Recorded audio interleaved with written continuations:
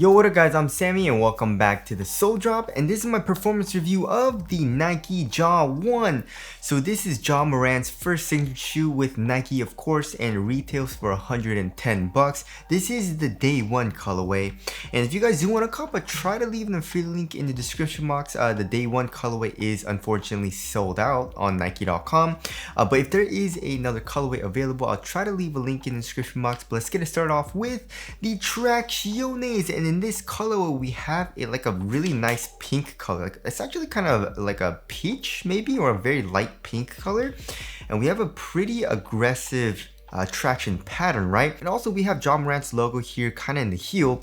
But how is the traction? The traction is absolutely freaking insane, guys. It is top tier. It's one of the best tractions that I've played in like the past year, right? So you don't have to break it in at all. It was pretty much good right out the box. I had an amazing stop. You stop on a dime, all the good stuff, right? So if you're playing on a clean court, you should be good to go. You're gonna have an amazing time.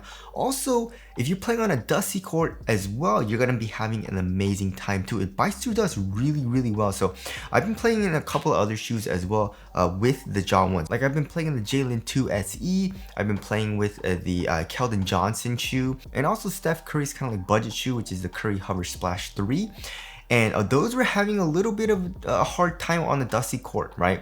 But the Ja 1, it was absolutely amazing. If I was sliding around a little bit in those shoes, the Ja 1 was sticking really well, and just bit through dust really well, right? And also, if it picked up a little bit of dust, which it really doesn't, I just did a really slight wipe and I was good to go. I had amazing stops again. So on dust as well, I had an amazing time. And also for durability, you should be fine. Like, I think it's specific to this day 1 colorway because they said that this specific colorway had extra durable rubber. So maybe it might just be this colorway, I don't know, but they are saying it is extra durable. And if you feel the grooves in the rubber, the rubber is very hard in this outsole, and also the grooves are very deep, and we have a lot of surface area. We have a lot of rubber here throughout the entire outsole actually. So yeah, you should be good to go on outdoor court as well. So all 3 categories, the Ja 1 performed extremely well in this top tier traction. I had an amazing time playing in the Ja 1 because of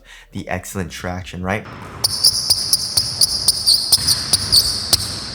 Now moving on to the heel to toe transition, also pretty damn smooth, right? So here in the heel, it is caged a little bit here in the back of the heel. As you guys can see, the rubber outsole does come to cage the midsole a little bit, but we still have a nice little compression here in the heel.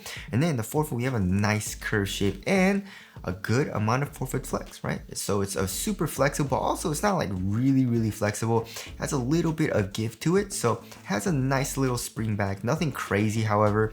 So overall heel to toe transition is very smooth when you're doing heel dominant strides down the court. And now moving on to the cushioning setup, also it's one of my favorite parts about the shoe besides the traction, right? So we have an injected Phylon midsole, and as you guys can see, it's just this yellow foam in this colorway. And here in the heel, there is a good amount of compression. It's pretty soft at first. It's not super soft or anything. There's just a nice little compression, but it does bottom out. But I didn't really have any issues with heel strikes. Like when I was doing hard heel strikes, I was still good to go. It really didn't hurt my heel or my foot when I was doing hard impacts either. So I would say impact protection, especially in the heel, is adequate. And then here in the forefoot, we have a nice top-loaded zoom unit, and it feels very nice. You know, you have a nice little subtle bounce. It doesn't feel super bulged out or anything like that either, kind of like in the Zoom GT Run or in the Jordan Why Not 0.6. It just felt, you know, like there was a little zoom unit there, and there's a nice little compression and bounce, which felt great too. So it's just a really nice overall responsive cushion, which you get also nice bounce and adequate impact protection. Also, court feel is pretty damn good. I wouldn't say it's amazing, but I would say it's pretty good for court feel as well. So it's just a cushioning setup that does everything. I feel like everything really well, right? It's just, if you're looking for something crazy like a full-length Zoom stroll unit or something like that, or something super soft as far as the foam goes, then the Ja 1 obviously isn't the best. But if you're looking for something like kind of in the middle and just does everything like really well, then this is a great option. And I enjoyed the cushioning setup in the Jaw 1. Now moving on to the materials, we have a ballistic mesh material, and also we have some leather materials as well here in the toe, and also here on, well, they're calling this straps, which is kind of weird because it's not really a strap, but we have some nice like a synthetic leather material. It doesn't feel super cheap or anything like that. So here in the forefoot, it's actually pretty damn thin, right? Look at that. It conforms to your foot extremely well and feels very minimal, so that feels great on foot, but also it's super duper supportive. There's zero stretch to this material, so this overall upper felt great on foot in my personal opinion.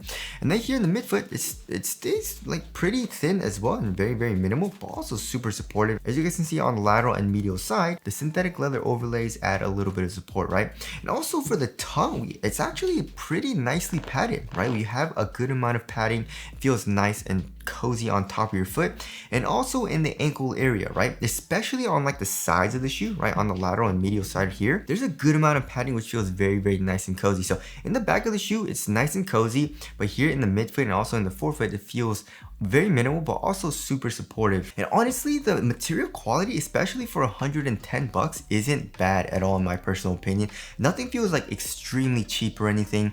And also, of course, we have this toe guard, right? So for extra support and durability, especially if you do toe drag. So it felt great on foot. It felt supportive, minimal, but also it didn't feel too cheap for material quality, especially for the price. So I didn't really mind the material at all. And now moving on to the fit. So I went true to size, right? And it fits me really well. I like to have a very snug fit in my ball shoes, so it felt great, right? But I did try to wear these shoes casually, right? So sometimes I like to wear my shoes casually just to get a little bit more of how the shoe feels on foot when I'm testing it, right? So I was wearing the Jaw 1 casually, just going out or whatever, doing some grocery shopping or whatever, walking my dogs, and I could not walk in these just because it's a super duper snug fit here in the toe box, right? So for when I was playing basketball, it was really nice. Like I said, because when I'm playing basketball, I like to have a very snug fit, but casually not very good, right? So if you like a really snug fit, then go true to size. But I would say for a majority of people, probably go up half a size, just because even for me, it was a little snug and a little like tight at times. So here in the toe box, I can't even curl my toes up at all. Width wise, I would actually say it's around normal width, maybe slightly narrow. And length wise, I was actually good going true to size. It's just the toe box is really extremely snug. So yeah, just be careful with that. If you have a skinny foot and you want a really or extremely snug fit, then go true to size. But for most people, probably go up half a size. If you have a wide foot or you want a really roomy fit, then probably go up a full size, right? But for me personally, when I was playing basketball, true to size, I was good to go, right? And moving on to the support and lockdown, also this shoe is extremely supportive, especially for how lightweight this shoe is, right? Which we'll get into in weight. But as far as the lateral containment goes, I was good to go, right? So here in the forefoot, we can see the foam coming up a little bit, acting as a sidewall, and also this leather overlay, right? So it stiffens up this material, and also, like I said, this ballistic mesh is an extremely supportive material, it feels like. So I was good to go. My foot was not coming out of the footbed at all. My foot also was not moving around inside of the shoe just because it was really snug fit, right? Also here in the heel, we have a very hard internal TPU heel counter, and I guess also here in the midfoot we have it's a pretty thick plastic swoosh that goes all the way around into the heel and all the way onto the other side. So lateral containment, I was good to go, and even like I feel like even if you're a bigger dude and doing super crazy shifting moves, lateral movements, stuff like that, you're gonna be good to go here in the Jaw 1. And also lateral stability, I was good to go as well, right? You have a wide base, and it's not a crazy outrigger, but the midsole does protrude out a good amount here in the forefoot, giving you a wide base. So lateral stability, I was good as well. I didn't experience any type of heel slippage or anything like that. So support and lockdown, I was good to go. It was amazing. And now moving on to the weight. The weight of the shoe, if I remember correctly, is actually pretty damn light. It feels really light in hand.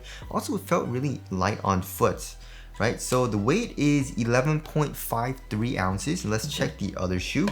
11.39 ounces, right? So that's pretty damn light. The average weight of my shoes is around 12.5 ounces. It's not the lightest shoe that I've ever tested, right? And it's also not the lightest shoe that's out right now, but it is definitely on the lighter side of things. And it feels light, it feels minimal, but also very supportive. And you feel really quick when you're playing it, just because traction is top tier. Absolutely amazing traction. So I felt extremely quick and also very responsive when I was playing in these, and I had an amazing time playing these. One of my favorite shoes that I've played in so far in like the past year, right?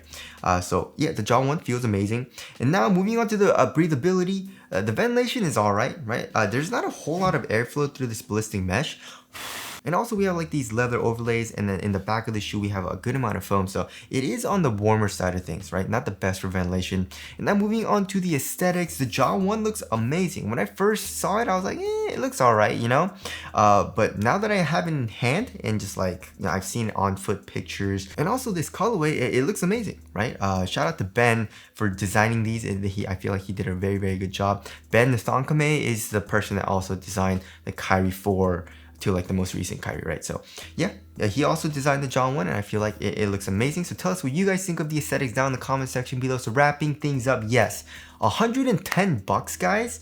The Jaw 1 is absolutely amazing. This is one of my favorite shoes to hoop in, and I was testing a good amount of other shoes, right? I have some other shoes right here, like the Currys and like the Jalen 2 SE. And I just found myself gravitating toward the Jaw 1. This is an amazing shoe. If you're a guard, I feel like you're gonna love this shoe. And also, I feel like even if you're a bigger dude, you'll like it too. Like the cushion is adequate, also support's great, and the traction is really freaking amazing. So I feel like most people will enjoy this shoe. Just be careful on the size because it's really, really snug here in the toe box, right? So yeah, this will 100% be in my rotation, and it'll be in my rotation heavily. I really enjoyed playing the Jaw 1. So yeah, that about concludes my review of the Jaw 1s. Again, if you guys do want to cop, I try to leave the affiliate link in the description box, but that's it. Thank you guys for watching, and I'll see you guys in the next one.